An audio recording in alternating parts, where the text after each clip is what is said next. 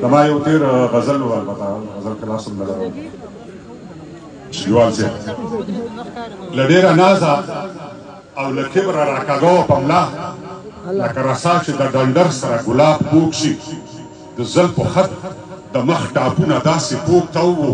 لکه زمونږ د کلي خواته چې سیلاب پوک شي او د زلفو ورونه په یو بل داسې کاږه واږه وو لکه زاهد د اوږدو تسبو تناب پوک شي وسور لکهدار ښاري د وروځو منځ کې داسې پروت و لکه ماهي چې په اوبو کې د دریاب پوک شي او خدای خبر ولې هلته ناسته وي چې ماته ګوري چې زه ورګورم تندي کې محراب پوک شي او خدای خبر ولې دې نوم په اخیستو داسې شي لکه چې نوم د پښتون واخلمه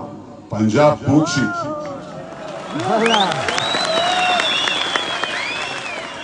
خدای خبر ولې دې نوم په اخیستو داسې شي لکه چې نوم د پښتون واخلمه پنجاب پوک شي زه خو لغمه په بلاک وږم دی له نازه داسې لکه پشتیک چې د غزل سره تراب پوک شي لکه پشتیک چې د غزل سره تراب پوک شي بیا هم مننه کوم قدرمن اوسئ